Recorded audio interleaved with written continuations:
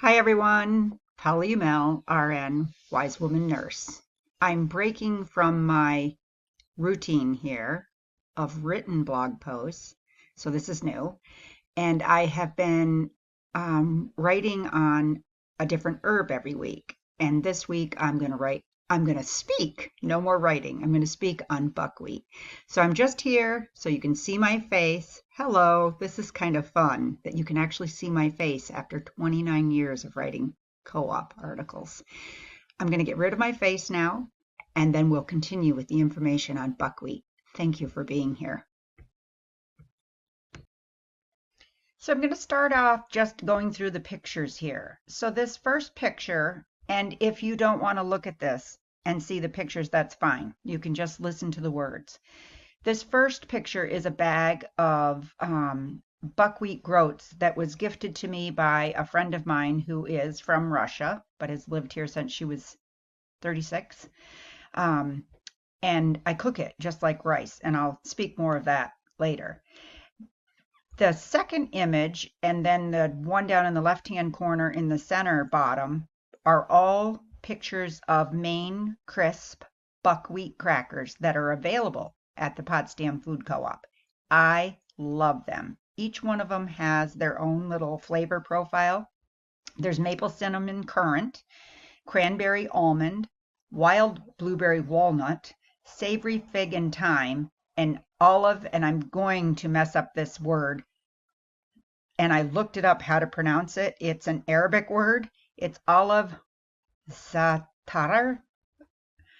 It's a spice blend, and that's a wonderful one as well. That olive one is great with hummus. And the rest of them are all good with butter on them, cheese, nut butters by themselves. The maple cinnamon currant one, I have broken them up in little pieces and put them in a bowl with milk and fruit and eaten it like cereal.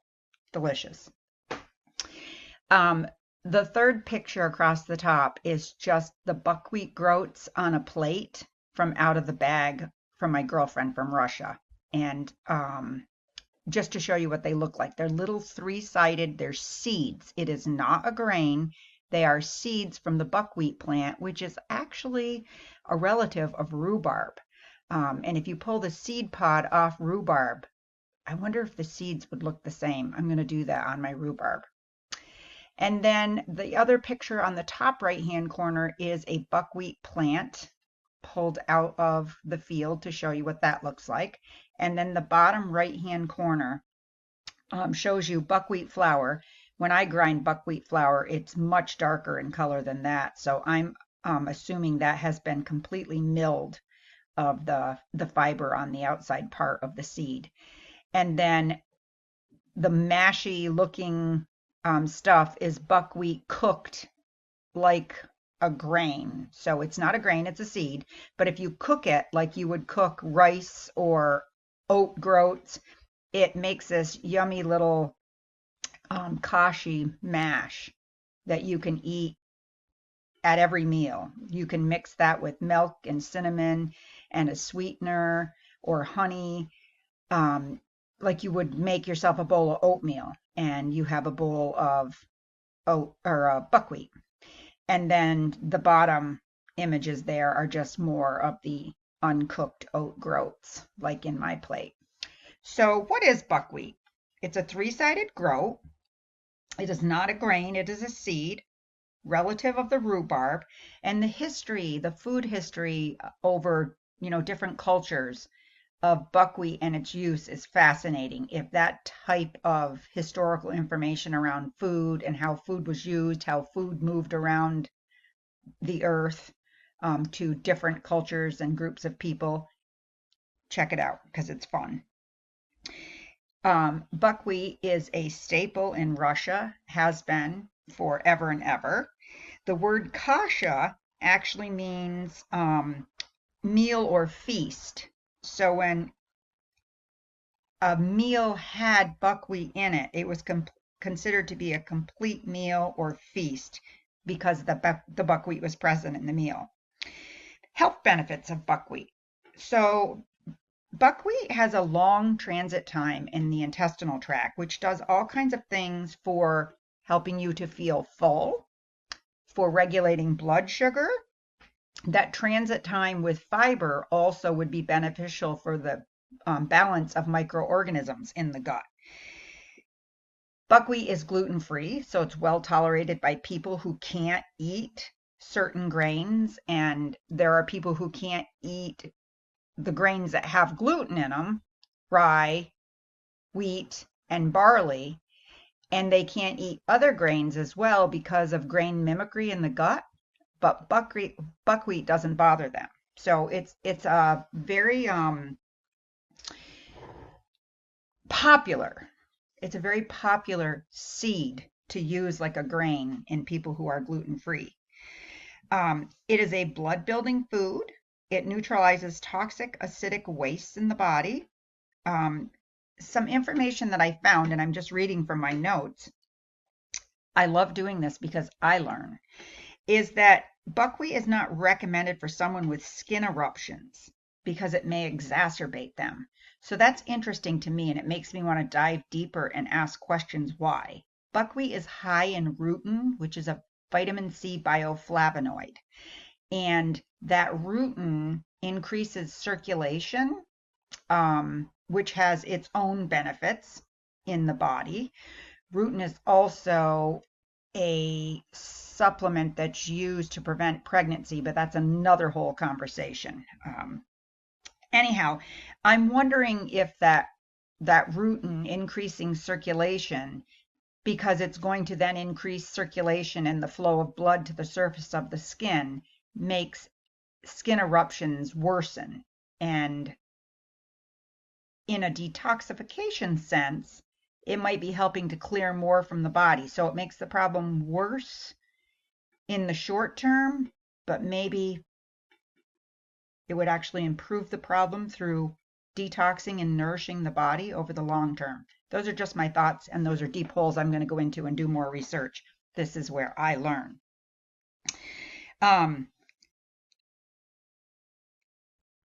Buckwheat has been used as an antidote against X-rays and radiation, which is interesting to me that it is a staple in Russian culture.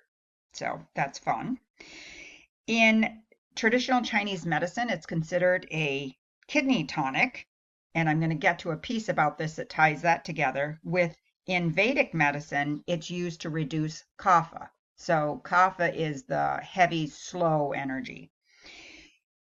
Buckwheat is considered an amazing food for cold weather, and it's because of its warming and drying effects. So, warming and drying effects in the traditional Chinese medicine, being a kidney tonic, that makes sense. In Vedic medicine, reducing kapha, that heavy slowness, if you warm things up and dry things out, the heavy and slowness will dissipate. So it makes sense to me. Nutritional characteristics of buckwheat. It is the highest grain-like food in all 8 essential amino acids. So that's really important for people who are vegetarians. Buckwheat would be a great addition to the diet. It's especially high in lysine, one of the essential amino acids. And lysine, if I'm remembering correctly, is one of the amino acids that's used as antiviral, so to prevent viral eruptions such as herpes. High in calcium, high in vitamin E, and contains almost the entire range of B complex vitamins, so all the B vitamins that are necessary for us. I need to look up and see if it has B12. I'm suspecting it doesn't, because B12 is usually a nutrient we get from animal source foods. So let me talk about and share with you how we use buckwheat. Buckwheat that's grown in the US for some reason is a much stronger tasting than European grown. And buckwheat is usually toasted before it's used. Most recommendations that I see in cooking and recipes is to buy the raw, untoasted buckwheat groat, and then to always toast it in a pan in butter just before you're going to use it for whatever you're going to use it for, instead of buying it already toasted by a food manufacturing company.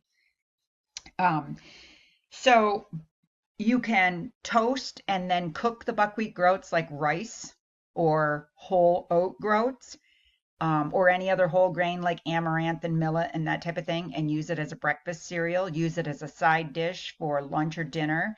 You can lightly cook so it doesn't turn into complete mush, but lightly cook buckwheat, and you can make tabbouleh salad out of it instead of using wheat berries if you have a wheat gluten allergy intolerance. So that's always a fun thing to do. It can be used for many things in that way. Grind it into flour after you toast it yourself, and you can use it to make bread and pancakes or pie crust.